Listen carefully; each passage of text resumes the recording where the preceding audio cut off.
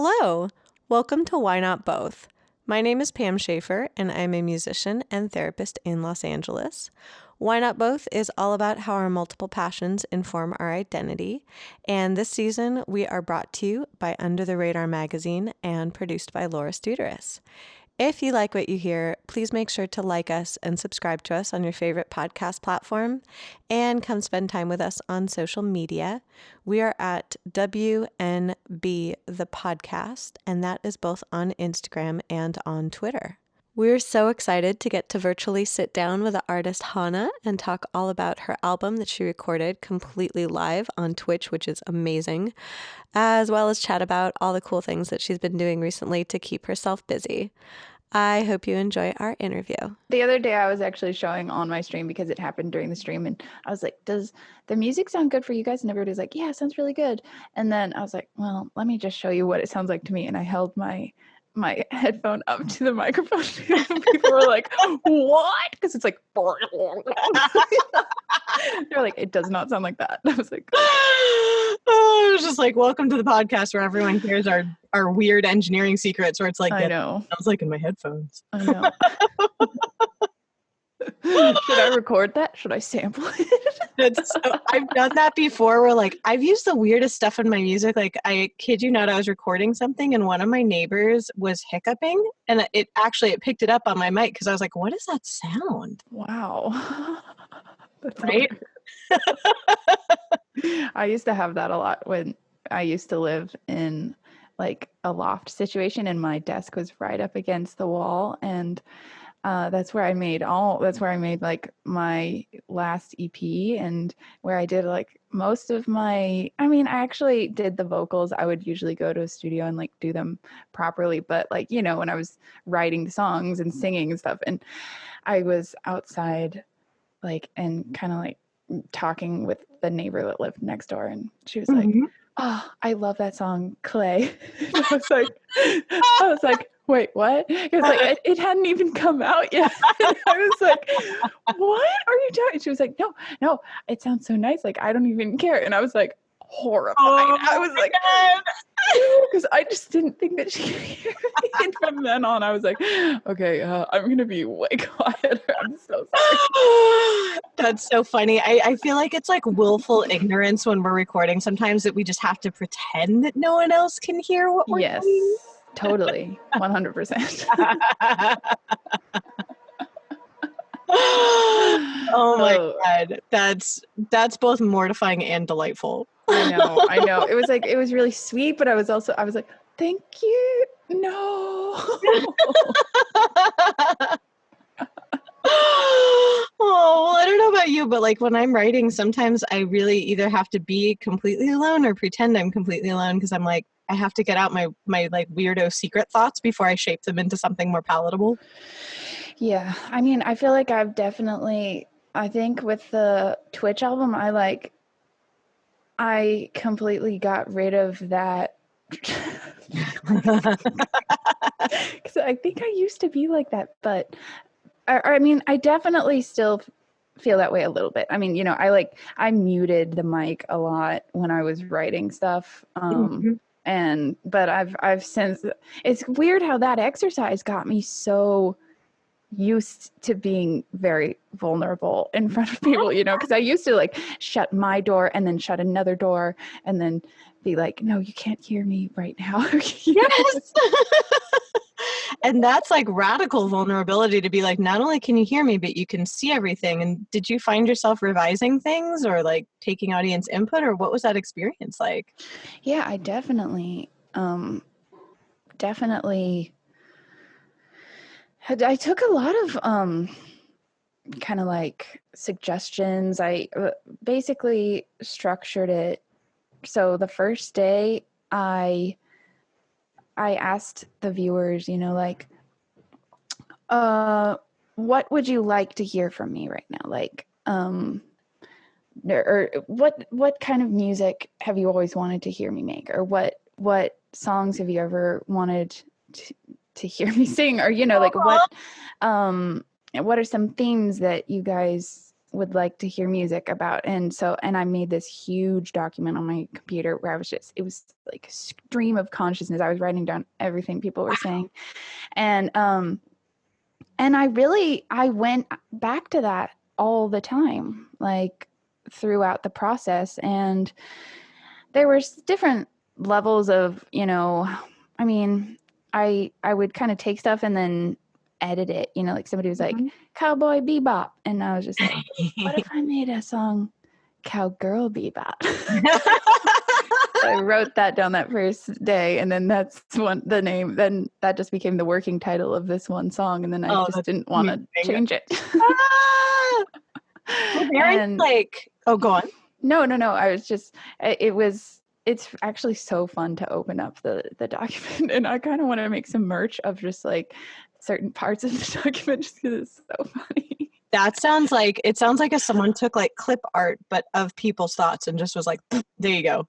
Yep, pretty much. It was just a really nice like springboard, to just go from. And I mean, it really helped with any sort of, I don't know, thematic, people brought up anxiety and social media, and I had been kind of like, brewing on those topics on my own. And so then a lot of that became the main thematic, elements of the album, which was cool. That's really cool, because that was the question that formed in my mind while you were talking, that I was wondering, if themes emerged, and you just said it. That's interesting, like the theme of anxiety and social media. And how did you end up writing about that? Like, what was kind of the information you were getting from others and then your own spin on it? Like, what were people saying in regards to anxiety and social media? I mean, I think it's different for everybody, I mean, it's I think a lot of what other people are, when they brought up anxiety, then everyone was just spitballing, they were like politics, climate change, like and I think the big thing about social media is just like, you open up your phone and it's like, oh my God, it's just endless flow of information on your mind. And that's anxiety provoking right there, to be like, oh my God, there's just so much. It's so much. And then there's the aspect of, comparing yourself with others. I don't know. I just have a really like interesting experience with social media. It's like sometimes it's so inspiring to me, and it's just like a place where I can just open up and I'm like, let's just like dive deep on. It can be anything, art, like there's so much digital art going on, and like God, it's just some incredible makeup artists and just creators, and so sometimes it's like something that I open up and I'm just it brings me so much joy. But then there's also those other moments where maybe you're just not in the mood, or when you open it you're like, oh, I need to post something, or I need to, let people know how I'm doing, or it's just like it's fiction, but it's I don't know, it's something that's so fascinating to me. And I mean, just kids growing up with it, like that's another thing that I just can't imagine going from like day one with this much at your fingertips. It's just wild. Yes, I loved it's funny that you said that, because one of my friends is very, very private on her socials, and I respect that a lot. And she has a son who like people don't know about, not because she hides that she has a child, but just like she doesn't post about him on socials. Yeah. And he said something that was so funny. He's 2, and her partner has an Apple Watch, and her son kept like wanting to hug his dad because of the watch. And she asked for a hug, and he said, "No watch, no hug." Oh my God. Oh my God. Oh my God. And she said she's just like, I have no idea where he got this ruthlessness from. And I was just like, oh, you're proud of him. But it's so funny. deep, or it's just like, whoa, Right. that's crazy.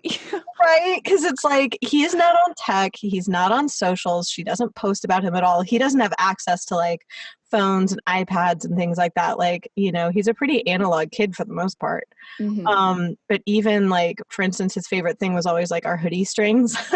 Like Yeah. he just found those fascinating for at least the first 2 years of his life. But like now that he's even encountered the Apple Watch, he's like, oh, that's the jam. Yeah. He's like, what is that? Yeah. What is that? I It's like want it. a glowing thing on your arm. I need it. He's like, oh, this has way surpassed hoodie strings. Like this next level. That's so crazy. You know what's really cool are like those coding, they're like these coding toys for like, I don't know what age they are, but I don't even honestly like know what they are. I just saw it in Target recently or something when I was like, it was like Christmas or something. I'm thinking about what to get my niece, and I'm just like, what are kids' toys like? And it was like some sort of like light thing. I don't even know. I shouldn't have even brought this up, but it's like it's kind of like a hand-eye coordination, like light thing. Like there was a Frozen version of it, and then there was also like I need to look up this thing before I actually bring it up. So funny. But I think like those toys are very wild to me. Like when I see those, I'm like, damn, yeah, if we're going to be teaching coding to like 5-year-olds, this is a wild, this is going to be just crazy. Well, it's so interesting to think about how we interact with technology, and then how even, because like I feel like we're on like that like weird cuspy generation of like analog digital. Yeah. And that even though my friend's son like has been in essence kind of like shielded from technology in a lot of ways, he still, when he encounters it, he's like, hey friend. Yeah. That it's going to be fascinating to see like what happens when people in essence kind of like merge with it. It's like, Totally. it's cool the way that you described even making your album, because you use technology to then in a way like not so much merge with the tech, but it became a way to bridge you to other people that then led to that like document that you were talking about, which is really fascinating. Yeah, totally. It was so weird. The entire thing, it just felt so trippy. Like because I was streaming so much of my life, and because I mean, I still think about this, how close I feel to a lot of the people that watch my stream all the time. Yeah. I'm back to streaming a lot now that you know, we're in quarantine and Yes. you know.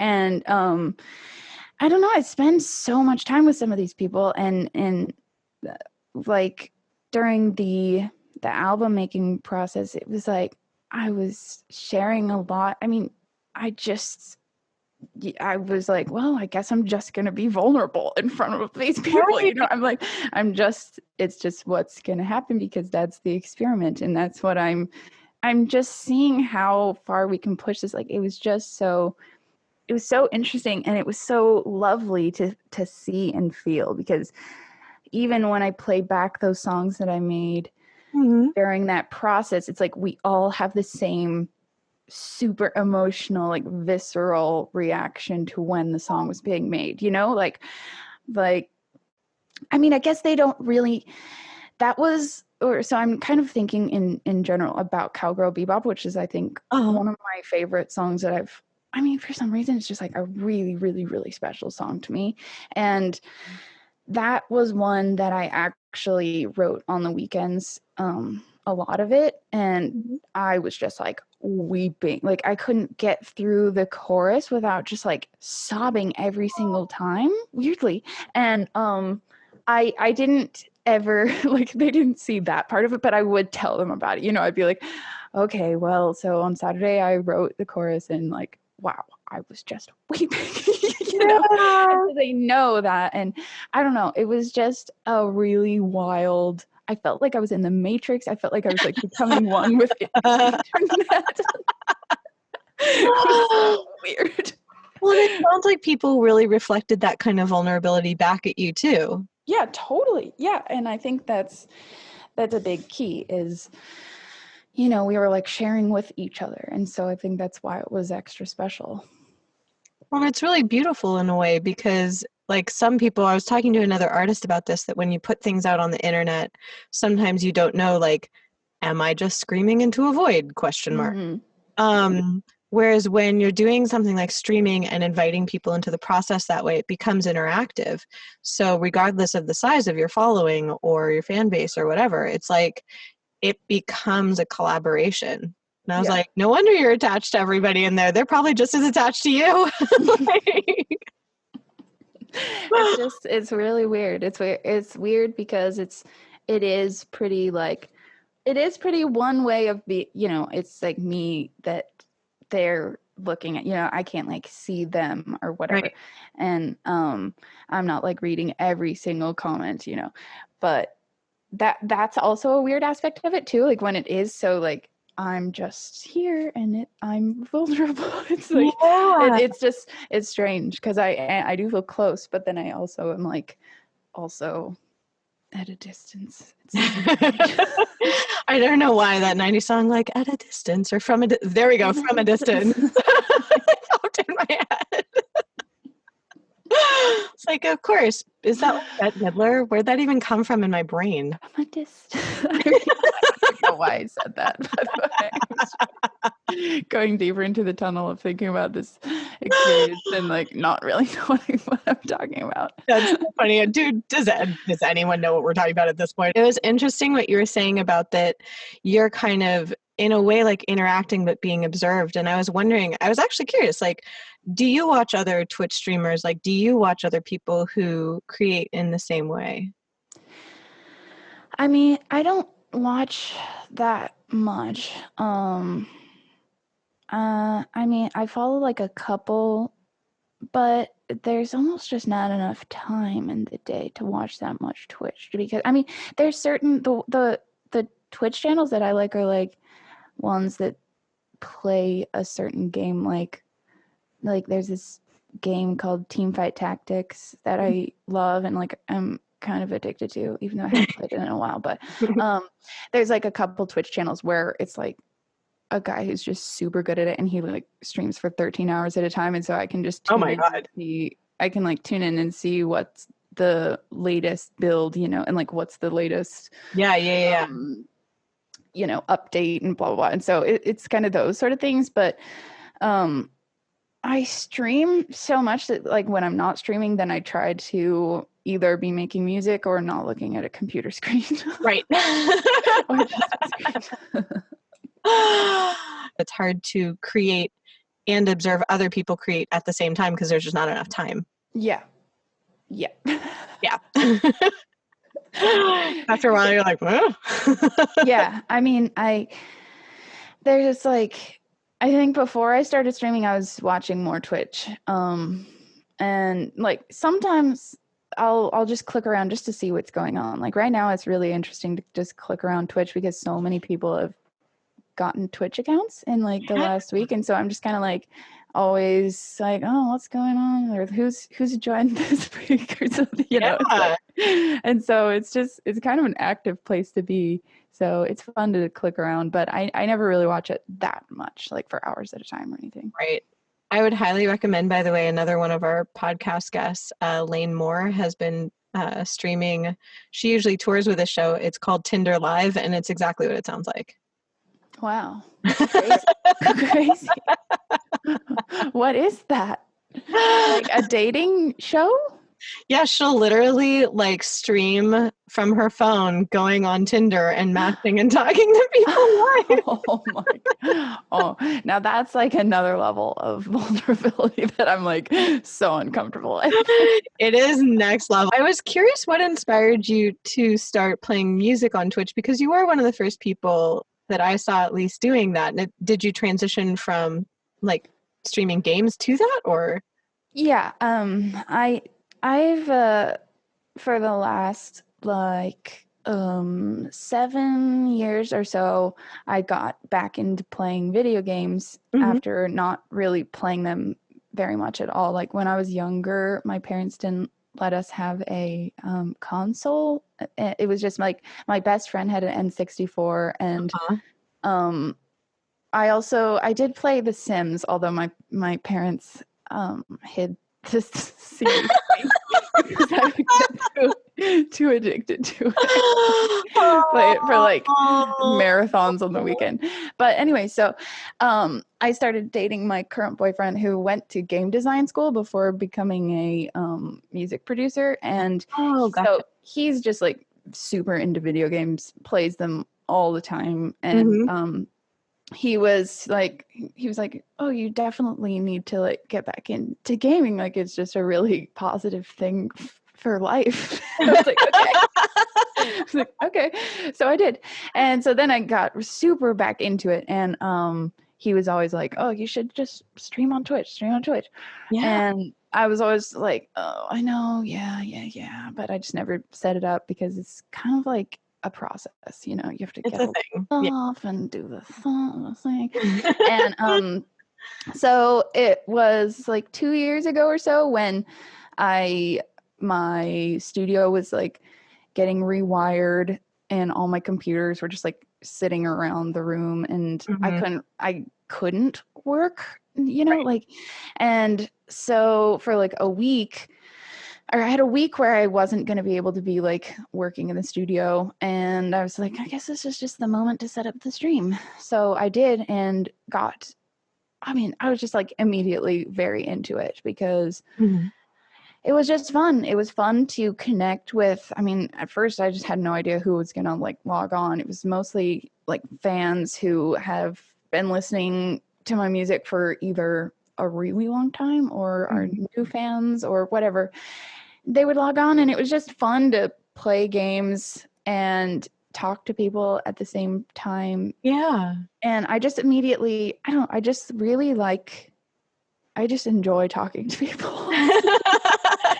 I'm just that kind of person that just is, I really enjoy conversation and connecting and asking people about stuff about their lives. And so it was just immediately something that was really fun.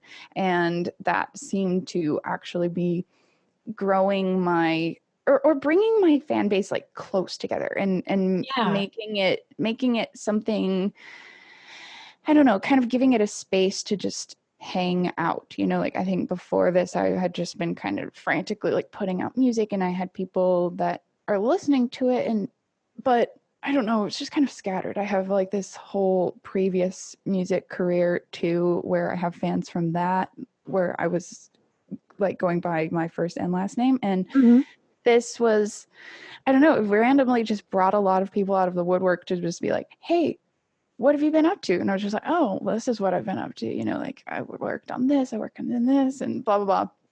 That's and amazing. Over like the next year, I started to like occasionally make a beat or do like a little concert. And that was when the response was like really good. Obviously, because I'm a musician, I'm not like a super amazing gamer. It's more just like what I do in my free time, you know.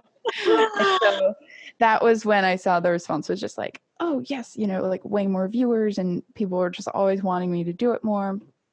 And then I started one day making a beat on there and the response to that was super positive. And then the idea was just kind of like, I was like, what if could I make an entire album like 100% on stream and and do it in kind of a short, Right. you know, like 4 weeks, but go in, you know, like originally I was gonna even be streaming on the weekends too. Oh my God.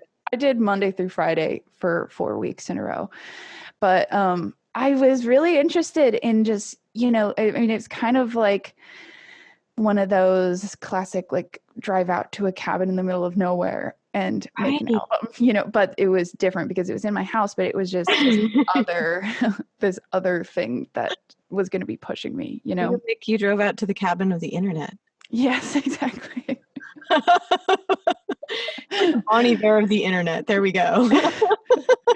So,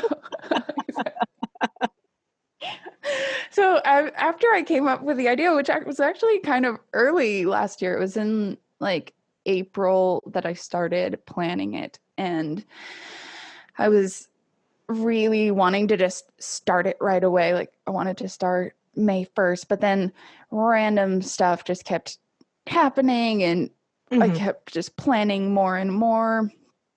And but then the time was late September, and that's when I started. I got it all set up, got all of the cameras set up, but it took like quite a bit of preparation.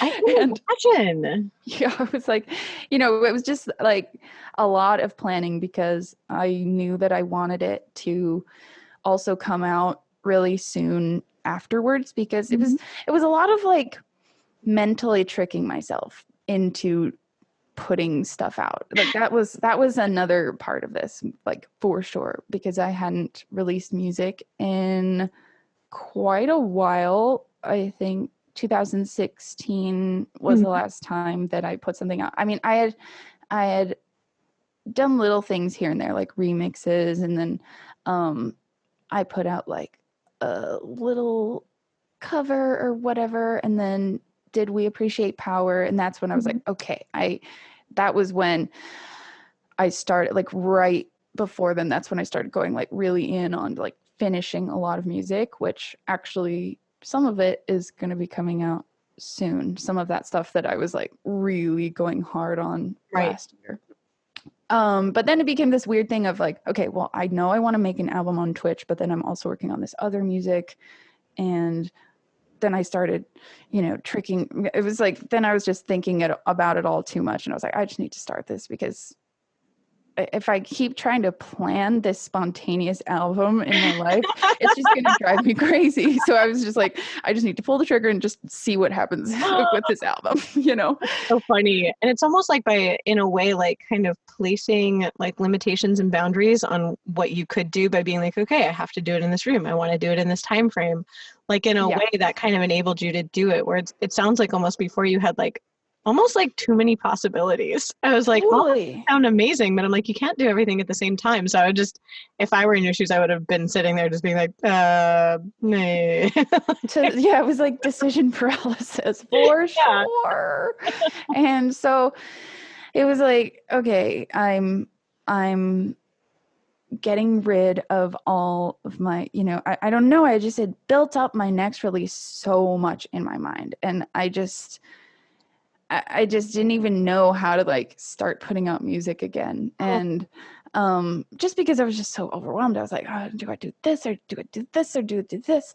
And so doing the album was like this way of me having a deadline, and then also over the course of 4 weeks getting my audience invested in my deadline as well, so I can't not finish it. You're like, so legit is a deadline, as opposed to one of those deadlines that are in your calendar. You're like, I can move that. Yeah, which I'd been doing for so long. Like, I'd had so many deadlines because I'm independent, and like at the time, I mean, now I have a manager, but at the time I didn't have a manager. So I was just like, oh, okay, March seems like a good deadline for myself. And then if like March would come and I'd be like, oh, this is like, could use so much work, or, and then I just work on stuff forever into infinity. And so this was like, I needed to be held accountable by someone other than someone in my life, because it's like the people in my life are just too nice or something.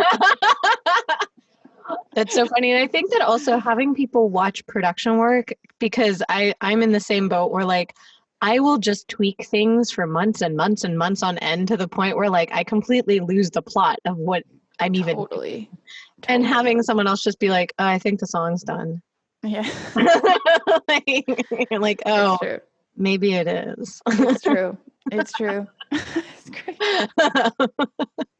It also just it just made me really let go, because it was such an experiment, and I was just being so like free with, I don't know, I was just being gentle on myself for the first time. I don't even know why, because I'm normally just so stressed about every little thing in the song, and like, is that right? Is that not? Or, just like overthinking it every 2 seconds. And for some reason, just the absurdity of the project, it was just made me go just like, oh, well, I don't know. I think it's fine.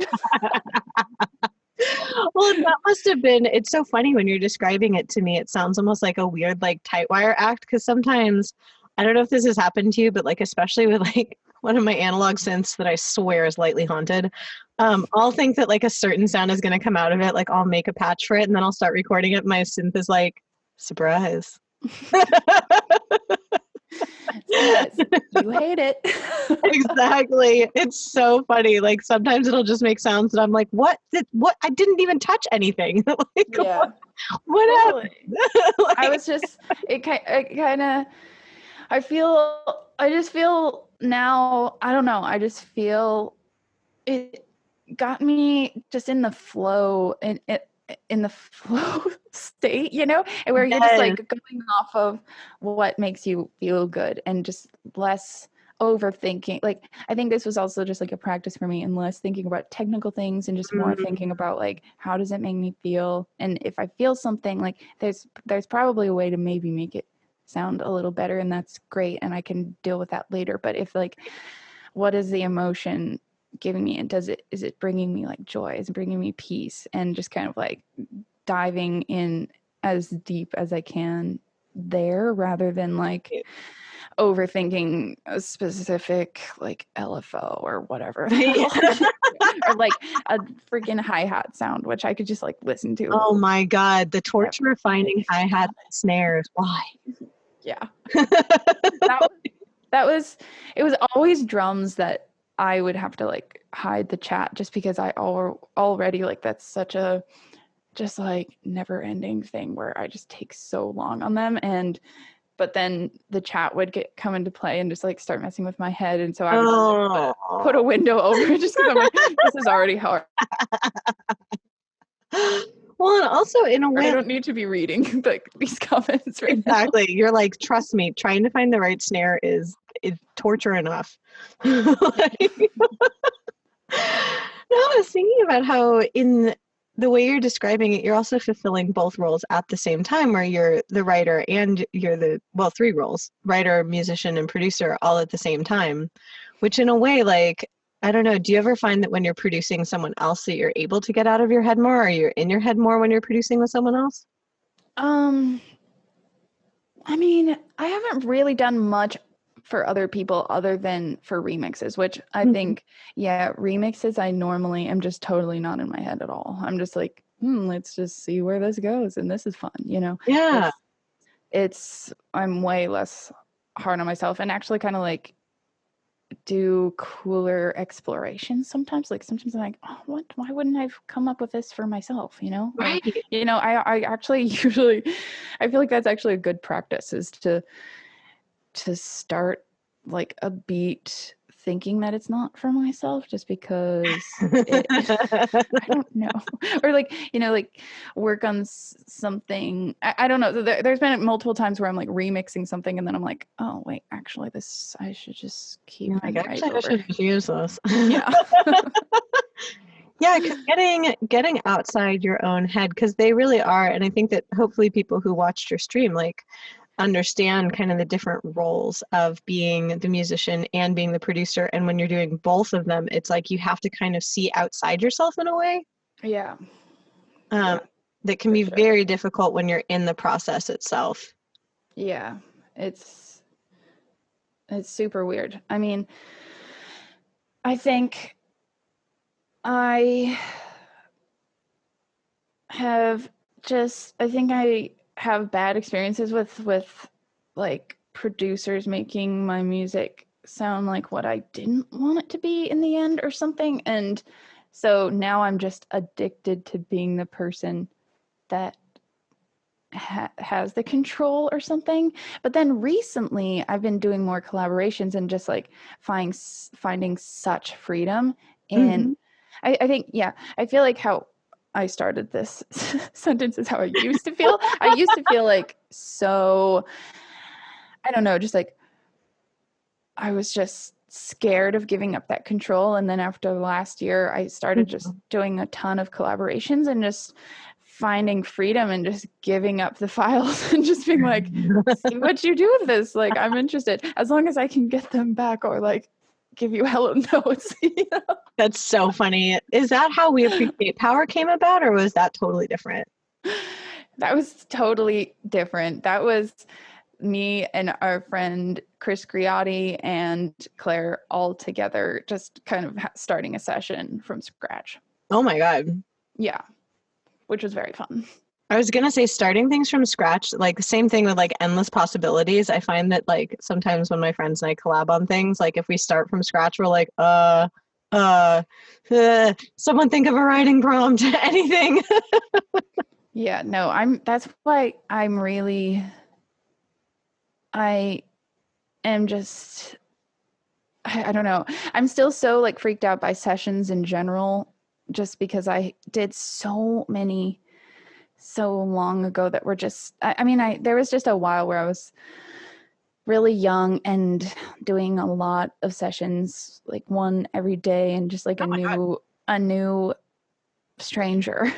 Oh. You know what I mean? And because that's what a lot of times like songwriting it is like, hello, nice to meet you. What's a song that we could write? It's like Right. so wild. So then I kind of stopped doing that very much, but now I'm pretty obsessed with making music with friends. Like that's really, really fun. Or if you're comfortable with someone and are also like, if the situation arises where you can make music together, I feel like it's so cool. Well, I'm and glad that I've gotten to that point. well, what you're speaking to also sounds like kind of the same kind of trust and vulnerability that you had with your audience, where it's like, if that trust is there, if you feel like, wow, that was about to sound like kind of like a corporate pitch for a vacation, like if you can trust fall into your friends. Like, but it's like, if you can feel okay being vulnerable and have that mirrored back at you, that way you know that you can like throw an idea out there and like it might stick or it might not. And like you're comfortable making awesome mistakes in a way. It's true. I feel like, yeah, I think I really needed to actually do this album process situation, like, and just to, I guess, because I never really thought about when I was doing those sessions. I was like quite young. I was like, well, I started doing them like when I was like 6 or 15, Oh which my those God. were good. I mean, I had like really good sessions in the beginning, which were great. But then there was kind of a moment when I was like 19, 20 or something, when I did Mhm. a lot of like, well, I went to Nashville and did that, and that's crazy because those people, like, a lot of times in Nashville they like have a session at 9 a.m. and then one at 12 and then one at 3. And it's just like they just go. Oh my God. And I think as a young, just kind of like insecure person, I was just like, I mean, I wrote some cool songs, but it was also just, I don't know, I was a little bit like, whoa, that was insane. Well, and so much of songwriting and creation is about connecting with the other person. Like, have you heard the podcast And the Writer Is? No, but Oh that my God. sounds really good. It's really good. It's Ross Golan and Oh he my God. yeah. I wrote a song with him one time. Oh my God, that's what his podcast is about.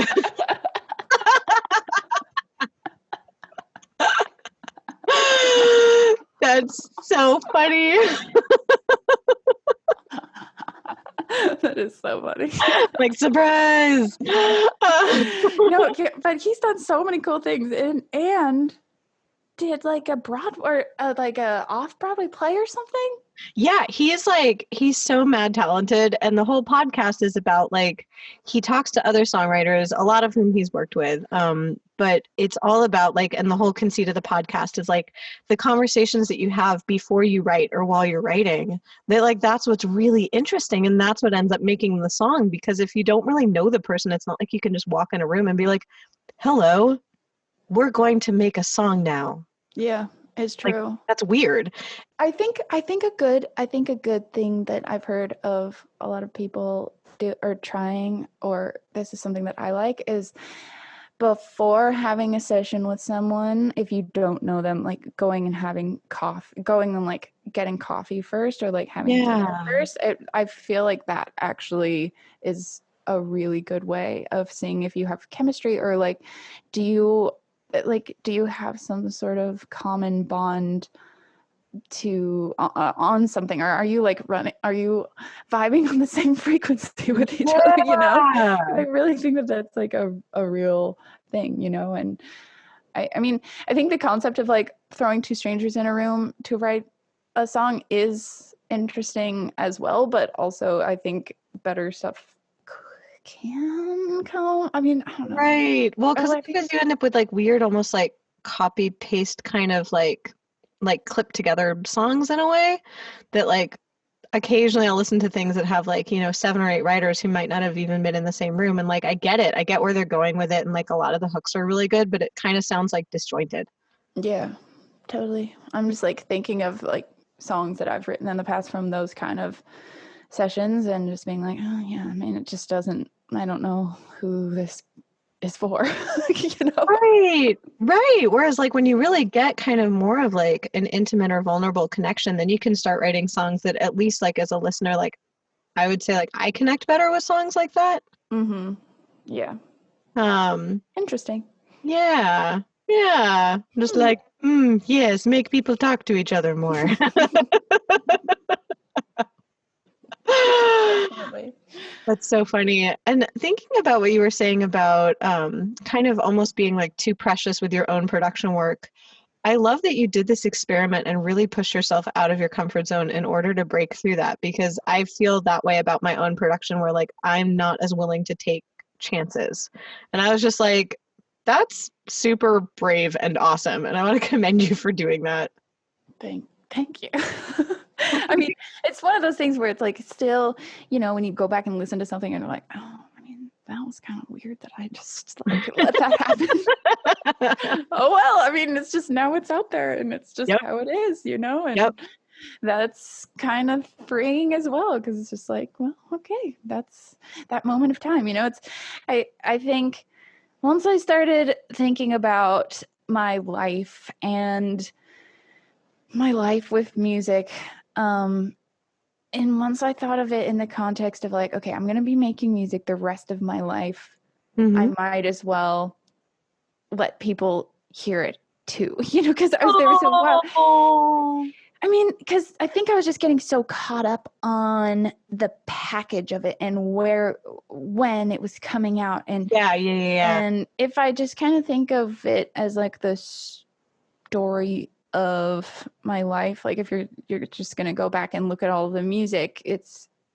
I'm a little bit less precious with it because it's just like, well, that was just my interpretation of life musically Yeah, right like right then, you then. know, and rather than like, oh, you know, the production is just so bad.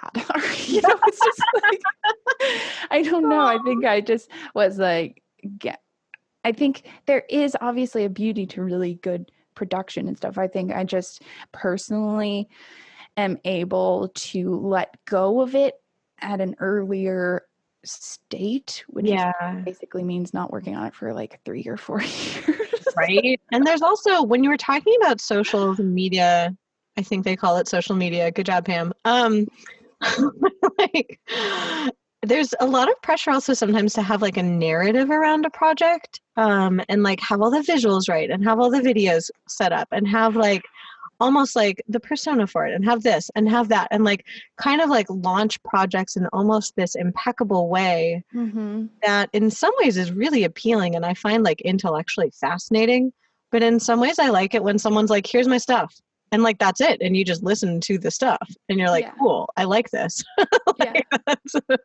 And like, Totally. Another reason why I was like so raring to go with this project was because I had kind of been working on a couple visual things and I was once the once I came up with the Twitch album and then I got the what ended up being the album art and then I Mhm. decided before I started the project I was like this is the album cover for the Twitch album. And so once I decided that, then I was just so excited to like write an album for that art. Oh, you know what I mean? Because I was just like, man, this just like makes my mind just race, when I look at this image. So I would like had that as my background. And so it's interesting because it was like I felt that as well, because that's normally something that just like stresses me, or in the past when I was a little bit younger and just I was just a little bit more, I don't know. I mean, I was just younger and I just didn't know as many people, or just didn't know how to do things as much, and the art was always something that kind of stressed me out. But then for this project, I was just like, oh, well, I know what the art is. Okay. So then I'm just going to go from there. And then I have this and these assets. And I was like, oh, okay. It's kind of a perfect storm to just like go and just dive in. And then like the visual part of it is taken care of, and that alleviates that stress for me. And so, because that is a very true statement, that a lot of times that can be a whole nother thing that you're like thinking about, and you're like, oh God, I need to figure that out, or yeah, like sometimes I'm like, can my visuals be just me in my hoodie? Like that's literally totally like 98% of the time I'm like, this would be a very accurate representation. Like, everyone's always just like, you're wearing like slip dresses and hoodies a lot, and I was just like, yeah, that's like that's what I'm wearing right now, my outfit. like it's like a trash bin pixie.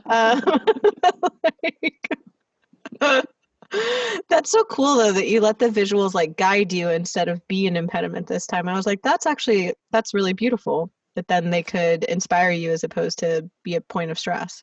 Yeah, I was really that's kind of like another part of this that was really kind of interesting, because I've never done that before. I've always like came up with the art afterwards. That's cool. That's really cool. If I wasn't streaming right now, I feel like what's holding me together is the fact that I do get up and like get dressed and put makeup on. I think if I wasn't streaming and I was sorry, my dog is like crying beside me. Puppy.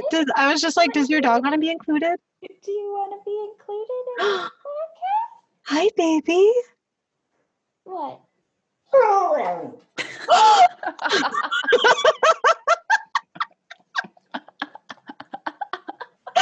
Oh my God, she talks a lot.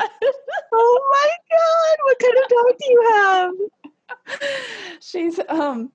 She is a Korean Jindo mix, we believe, but we don't really know what she is. But we want to do a DNA test on her, but she's very cute, extremely cute. God. Well, she sounds majestic. Yes.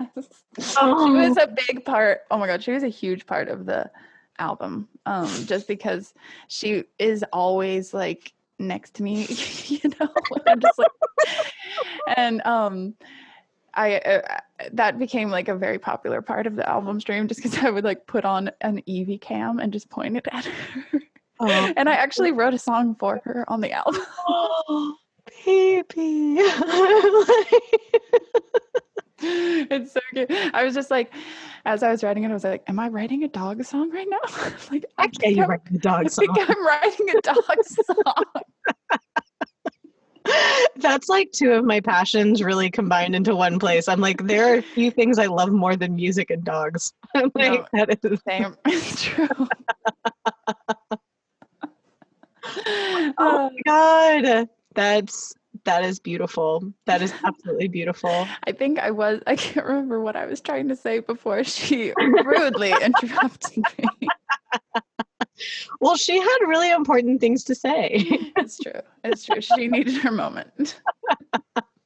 I think we were talking about how like everyone has completely lost their sense of time and mooring. Oh, yes.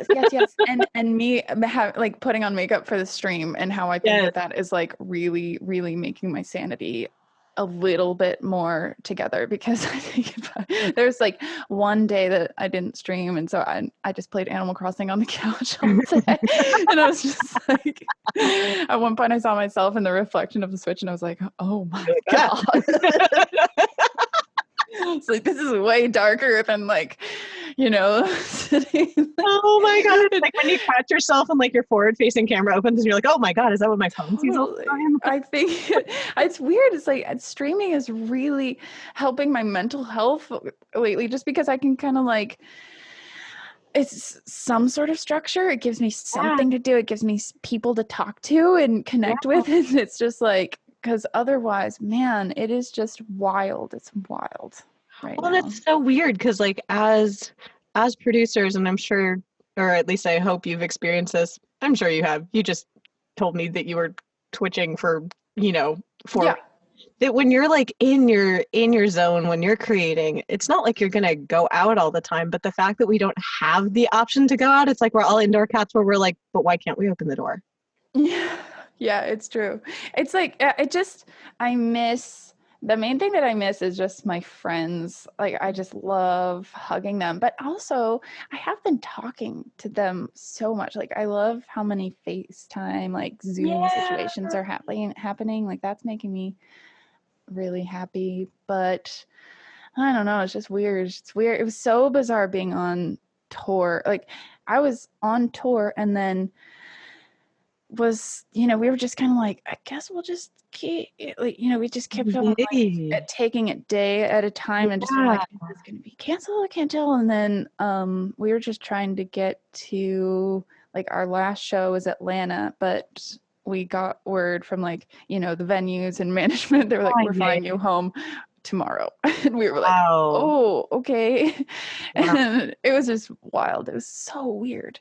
That's surreal, and I'm just glad that you're home safe now. I'm like such a Jewish mom. I'm like, no, same. No, it's true. It's so true. Like, by the end, I was just like, oh, should I go or should I cancel? I was just like, God, this is starting to really, really be serious. And just to be out and about and just like touring, you're just in a public space at all times. Yeah, I was gonna say you don't have really a choice of your environment and you're around other people. Yeah. So once I was really actually quite happy to be home and just be like, okay, I'm like here. I'm not just like traveling around, because it just started to feel like irresponsible of me, to just be like out and about, just like, woo, here we go. Like, please gather in a venue, please.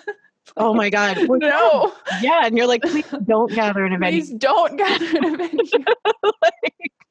Yeah, in a way, like you said, where it's not only, about yourself, but about, I would feel awful if like I accidentally got someone else sick. Totally. That's how like 100%. Way worse. Yeah. I'm like, not that I want to catch this, but like low key, if I get sick, I'm like, okay, like I'm sick. But then if I inflicted that on someone else, I'd be like, back with guilt. Yeah, absolutely. That's what to think about for sure. Yeah. Oh, it's so we're all gonna hang out on Twitch with makeup on. Yeah. Now you're inspiring me. I was like, I should try winged eyeliner again. I mean, I think for me personally, it just helps me a lot. Like, getting dressed and because like if not, because I wouldn't normally, but then I would probably just be a lot more like anxious and sad, because I think I don't know, just having a little bit of like, even if it's not like putting on makeup, but just like getting dressed and like as if you were going to go out. And then you're just like hanging out with your dog or whatever, just around the house, and you're like, I'm at least looking okay. Well, and I think that it's sort of, it gives you that little bit of normalcy that you're like, well, would I go out looking like a potato? Probably not. Potato. Exactly. It's totally the normalcy, which is, I've been starting so many projects. I mean, that's one positive thing. I started pickling. I started a garden. Wow. I'm trying to start a sourdough starter, which has been kind of very hard, but I think today, wow, I'm pretty stoked on it today. I think that's what I'm going to do after this is I think I'm going to have a pickling, because I pickled on Twitch. Oh my God. I was like, how do you pickle? That's amazing. The most exciting thing I did was I learned how to blanch greens so that then you can freeze them. Because I was like, well, I bought a bunch of greens, but I can't eat like this much salad at Yeah. one time. That'd be, So blanching them is important. yeah, you blanch them for like 2 minutes before you freeze them. Oh, that's Yeah. good to know. Good to know. Yeah. Because I just threw some kale straight in the freezer. I was Whoopsie. about to do that. And then I consulted the internet Okay. and it told me not to do that. Now I know this. And I was like, thank you, internet. Thank you for guiding me on this one. It's so funny that now we've all become like very Little House on the Prairie with internet.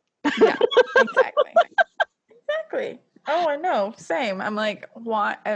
My Google searches lately are like sourdough starter. Why? Or like sourdough starter, moldy. But it kept getting moldy. But I think no. it's just kind of hard. I'm trying to do so much fermentation stuff because I have always wanted to like get super into it. I've been making kombucha for a while, but Oh my God, kombucha is so much fun. But have you ever had like a runaway SCOBY? runaway? Oh yeah. Oh Like, my what- God, you don't even want to see my My SCOBY is. I actually posted it on my Instagram story today. You can go. Like, it's insane. It's out of control. Oh my God. But in a good way. I mean, it's very alive. There you go. There you go. It's healthy and happy. It's so funny. I guess I'm like, usually my closing question is like, what advice would you have? And right now I'm like, well, we've covered how to pickle things. We've covered how to like blanch greens. Oh my God. That's so okay. So your normal closing question is what? Yeah, I was like, what is normal anymore? That's so funny. I normally ask like, what advice would you give other artists? Because there's probably a lot of people that are going to tune in that have like seen your stream and are like, I wonder how I can do that. Okay. Yeah, I think that's a good question. So if you're wanting to stream, usually a webcam. I mean, you know, a webcam is good. The Logitech ones are actually quite good. And OBS Studio is a really good and free program to use for streaming. Cool. And usually a USB mic, but if you're a musician, you probably have like a nicer mic and maybe an interface. And that's kind of all you need to start, really. And the options are kind of endless, and you can just go into it as deep or as not deep as you want. I was gonna say you can stream like a show a week, or you could record an entire album, like whatever your heart desires. Exactly. In the beginning, it's just kind of getting comfortable with it and getting comfortable with just being live, and because it is pretty weird at the beginning. You're like, oh, this is, what do I do? And is anybody watching? maybe nobody's watching, but if you just keep doing, it's one of those things that kind of rewards you as you do it. But also at the same time, like if it's not what you want to do, then there's also like Patreon is, I think, a really cool option for people right now. And what else? Like I think Cameo is a cool thing that maybe people can make money doing if they have like a fan base or something. That's kind of like my initial thoughts. I dig it. I'm like, I'm into it. And I was just like, there's so much internet out there. Yeah, it's true. There's a lot to be done. I feel like there's probably going to be so many albums. Like I hope that people are feeling creative, or maybe not feeling creative. I feel like we just all just, no matter how we're feeling, we just need to be gentle on ourselves, because it is not a normal thing that we're going through right now, you know. I think just whatever you want to do, you should do that. Exactly. I'm like, if you want to write an album, awesome. If you want to be a potato, awesome. Be a potato. Exactly. I just think there's a lot of people just sort of like, I mean, it's really, a really wild time right now, and I think the main thing to try to be is just be gracious with yourself and be gentle with yourself, because the world is already just being so harsh. The world's being a little extra, so be gentle on yourself. It's being a bit extra. Like, wow. Oh, well, thank you so much for joining me on Why Not Both. Yeah, of course. Thanks so much for having me. It was so fun. Thank you so much for joining us for this week's episode of Why Not Both. If you liked what you heard, please make sure to like us and subscribe to us on your favorite podcast platform. You can also come hang out with us on social media. We are at WNB the podcast, both on Instagram and Twitter. This season, we are brought to you by Under the Radar. Under the Radar is a nationally distributed print, music, and entertainment magazine and website. You can find them at www.undertheradarmag.com, and feel free to support them on Patreon. Extra special thanks to our producer, Laura Studeris, who has been absolutely amazing. Thank you again, and I look forward to next week's episode.